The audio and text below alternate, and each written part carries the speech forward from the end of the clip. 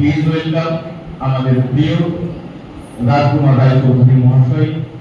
তিনার হাতে মাইক্রোফোন তুলে দেব আজকের দিনের প্রচার কথা বলার জন্য।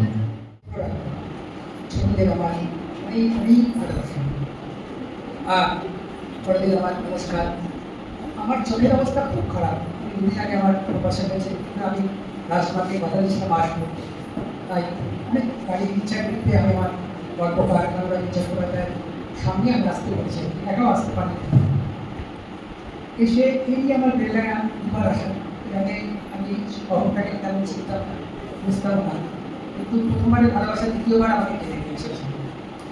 কবিতা নিয়ে অনেক কথা হচ্ছে, পড়াশোনা নিয়ে, কিন্তু আমি বলবো কবিতা খুব সবাই বলুন তা হয় না। কবিতা তো সহজ জিনিস না, এটা একটা আত্মহরণ। মাঝ রাতে নিজের মুখোমুখি দাঁড়ায়, অন্ধকার যেন চারপাশ এসে নিজের ছায়া যখন নিজের ছায়া যখন নিজের মুখের সুপ্রদিক থেকে আসে, যখন কালো ছায়া গড়ে ওঠে, এটা আত্মপ্রক্ষণকারী এক যুবকের স্বপ্ন। তার পরটি কঙ্কালের ফাঁকতে করে খেলে বেড়া একটা মরিয়া পাখি, তার প্রত্যেক গান অথবা অন্য কিছু কিনে তার খবর। আমি একবার দেশ পত্রিকার সামনে একটা ফোনে লিখেছিলাম, খুব অল্প বয়সে, তাতে লেখা ছিল দুহাতে মিলে ধরতে তোমার ভয়ে মাঠ পেতে পারে। কবিতা সবার জন্য নয়, এই আত্মধ্বংসের পাকলামদের আপনাদের আসতে হবে না। এ খুব খারাপ জায়গা। এই পেশা দালালি করার থেকে মানে নানা রকম পড়ালেখার মধ্যে থেকেও আমার অনেক কবি আত্মবোধ কেন কাছে বেড়ে গেছে। বিশ্বম্বনায় তার বেঁচে থাকার একটা অদ্ভুত বিপরটি কঙ্কাল, মানে ভেতরে একটা মুখে মানুষ যখন খেলে বেড়ায় তখন একটা মানুষ অসহায় হয়ে যায়।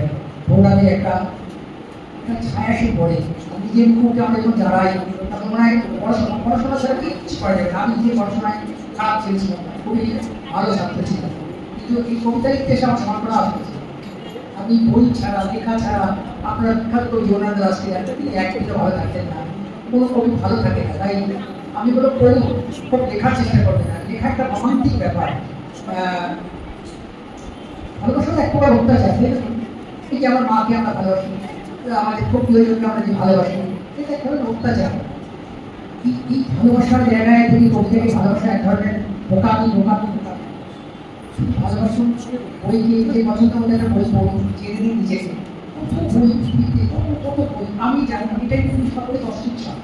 আমি কিছুই জানি, কিছু জানা আমার পক্ষে সম্ভব হয়। আমার বাড়িতে আমার ছেলে কলেজে পড়ায়, সে প্রচুর বইপত্র নিয়ে পড়ে থাকে, আমি দেখি কিছুই শেখা হয়, নিজেকে অশিক্ষিত করা হয়। আমি যখন গাড়িতে আসছিলাম তখন আমার মনে হচ্ছিল রাস্তার ধারে গাছ পাখি, এটা কত সুন্দর, এটা বসে থাকিস বা বেলাকা খাই করে কত আনন্দ। চারপাশে চাষি দুপুরবেলায় মাঠে চাষ করছে, দ্বিতীয় বিশ্ব